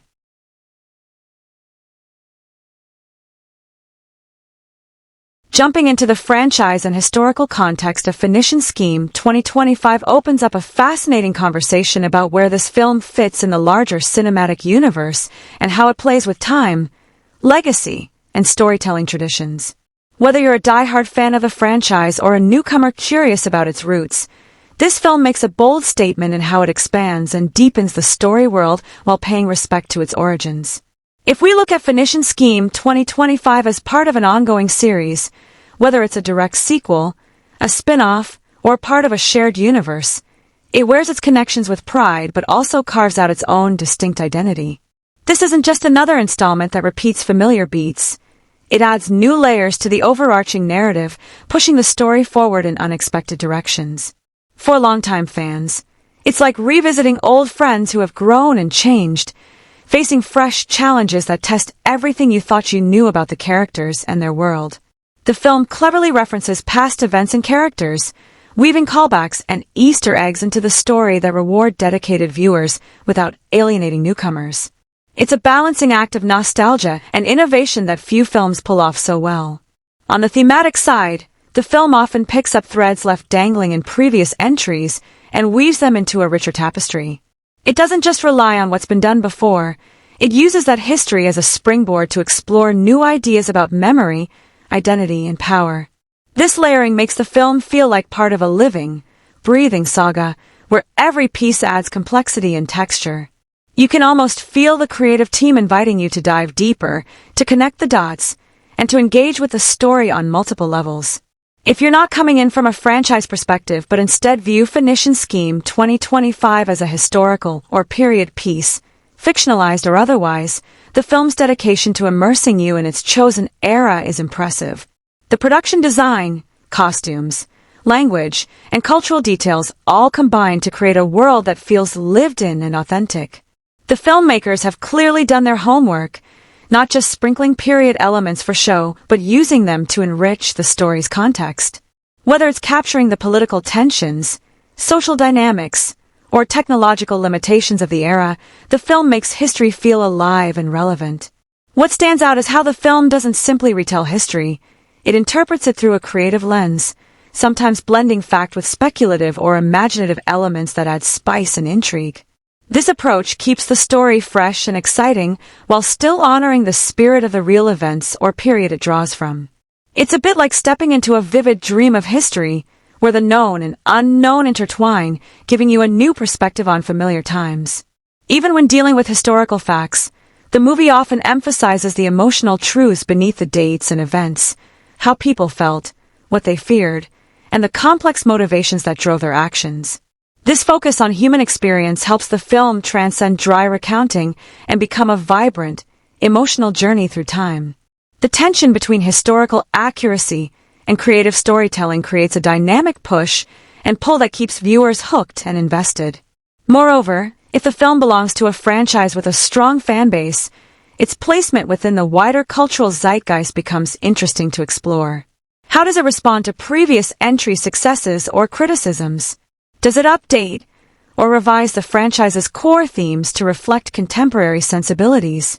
In Phoenician Scheme 2025, you can see the filmmakers engaging with this dialogue, tweaking the tone or focus to resonate with modern audiences while respecting the franchise's roots. This dialogue between old and new makes the film feel timely and fresh, without losing the essence that made the series beloved. In sum, whether you're viewing Phoenician Scheme 2025 as part of a saga that's been unfolding over multiple films or as a standalone historical adventure, it packs a punch by embracing its context with enthusiasm and creativity. It's a film that understands its place in the grander scheme, whether cinematic or historical, and uses that knowledge to deliver a richer, more layered experience that invites you to explore beyond the surface and see how this chapter fits into the bigger story. Diving deeper into the financial journey of Phoenician Scheme 2025 reveals a fascinating interplay between budget, production quality, marketing strategy, and audience response, a real-life drama behind the scenes that's just as compelling as the film itself. Starting with the budget, this was no shoestring operation. The producers clearly went all in to ensure the film looked and felt like a premium cinematic experience. We're talking about a budget that comfortably covered state-of-the-art visual effects, intricately designed sets that transported viewers to immersive new worlds, and a cast that brought serious star power and talent. Every corner of the film exhibits the fingerprints of this investment, from the meticulously crafted costumes and props that lend authenticity to the story, to the high-tech gadgets and futuristic environments that felt tangible and lived in rather than cheap or rushed. What's really interesting is how the budget translated into production quality. The film never gives off the vibe of cutting corners or relying solely on digital trickery. Instead, It strikes a fine balance between practical effects and CGI, resulting in visuals that pop with realism and excitement. Lighting and cinematography work hand in hand with the set pieces and digital landscapes to create a cohesive, visually stunning world that audiences can lose themselves in. You can tell that no expense was spared when it came to creating an atmosphere that supports the story's complex themes and thrilling moments. It's a great example of money well spent, not just on flashy spectacle, but on thoughtful design and detail that add depth and texture to the film's universe. But a hefty budget naturally brings big expectations, both from the studio and the audience, and that's where things get more complex. Opening weekend numbers were solid, showing that the film generated real interest, but they weren't the kind of sky-high figures that signal an instant blockbuster. The marketing campaign was ambitious and clever, focusing on teasing mystery and emotional depth rather than just bombarding viewers with non-stop action scenes or star cameos. This approach built curiosity among genre fans and cinephiles, but may have left more casual moviegoers uncertain about what to expect, which sometimes translates to hesitancy at the box office. The trailers and promotional materials emphasize the film's intricate plot and rich world-building, which can be a double-edged sword, great for hooking viewers looking for something substantial, but less effective at grabbing those seeking straightforward escapism. As the weeks passed, the film's box office trajectory became a story of steady, if not explosive momentum. Early audiences who connected with the movie's ambitious storytelling and rich production began sharing their enthusiasm, sparking word of mouth, but that helped keep the film afloat even as it faced stiff competition from more conventional blockbusters. This kind of organic, grassroots support is often a lifeline for movies that don't fit the usual formula. It shows that while the film may not have been a mass-market phenomenon, it resonated strongly with a passionate segment of viewers. International markets played a particularly vital role in bolstering the film's financial performance. In regions with established fan bases for science fiction and complex thrillers, the movie found an eager audience. The appeal of the film's sophisticated themes, combined with its high production values, helped it stand out in crowded foreign markets, making international box office receipts a crucial component of its overall financial picture. This global appeal demonstrates how movies like Phoenician Scheme 2025 can leverage diverse audiences worldwide, even if their domestic reception is more measured. Streaming and digital distribution also contributed significantly to the film's financial ecosystem. After the theatrical window, the film gained new life on streaming platforms, where its layered narrative and visual richness invited multiple viewings and in-depth discussions. This extended revenue stream helped compensate for any shortfall in initial box office returns and underscored the changing dynamics of film consumption today. The film's journey from theaters to homes reflects how success is no longer defined solely by opening weekend tallies, but by the sustained engagement and interest across various platforms. In the end, the budget and box office story of Phoenician Scheme 2025 is a vivid example of how modern filmmaking balances artistic ambition with commercial realities. The film's high production quality, supported by a significant budget, created an immersive and memorable experience that didn't necessarily explode immediately at the box office, but carved out a dedicated following over time.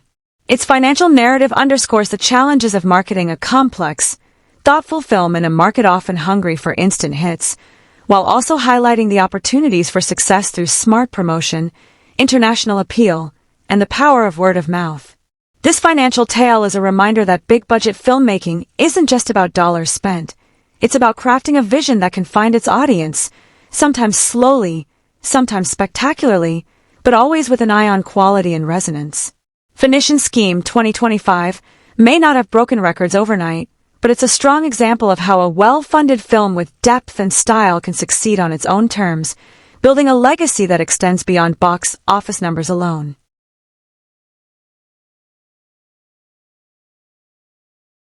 If you're curious about where to catch Phoenician Scheme 2025 and want to know the best way to experience this film, you're in luck because it's available across a wide range of viewing options that cater to all kinds of movie lovers. Let's start with the classic cinematic experience, theaters. If you thrive on that immersive, big-screen magic, the kind where the visuals fill your entire field of vision and the sound surrounds you from every angle, seeing Phoenician Scheme 2025 in a theater is an unbeatable choice. The film's stunning visual effects, intricate production design, and dynamic score are crafted to hit hardest on the big screen, where you can feel the tension, the drama, and the action with full intensity. Plus, the shared energy of watching with an audience amplifies every twist and emotional beat. Most major cinema chains in metropolitan and suburban areas are screening this film, so if you're near a city or town with a multiplex, catching it on opening weekend or shortly after will give you that full theatrical thrill. But of course, not everyone can, or wants to, hit the theaters, especially in today's age where streaming has revolutionized how we watch movies. For those who prefer the comfort and convenience of home viewing, Phoenician Scheme 2025 has been released on numerous streaming platforms. Whether you subscribe to popular services or prefer renting films digitally, you'll find this movie readily accessible in high definition. Streaming at home lets you take your time, pause to absorb complicated plot points, or rewind to catch subtle visual clues or lines of dialogue you might have missed.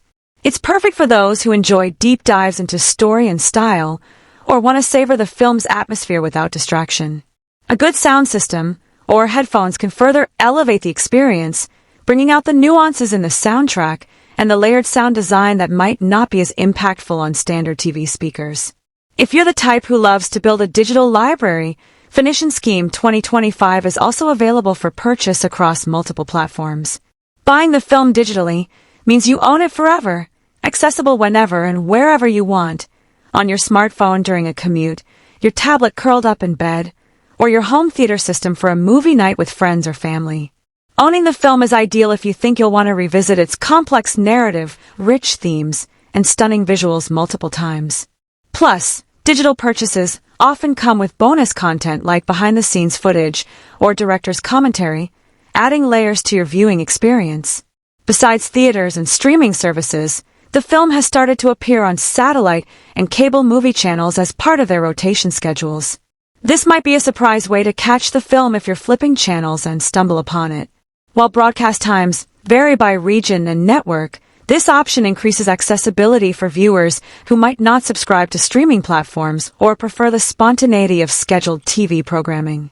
It's also a nice option for casual viewers who want to experience the film without actively searching for it. When it comes to the best way to watch Phoenician Scheme 2025 for maximum impact, it really depends on what you value most in your movie experience. The grand scale of the film's visuals and soundscape truly shine in a theater, making it ideal for fans who love the cinematic spectacle. On the other hand, the home viewing options, whether streaming or digital purchase, offer flexibility and comfort, perfect for those who want to digest the film at their own pace or gather friends for a detailed discussion afterwards. Setting up a cozy viewing environment at home with good audio and a large screen can mimic the theater experience surprisingly well, allowing you to appreciate the intricate visual details and layered storytelling.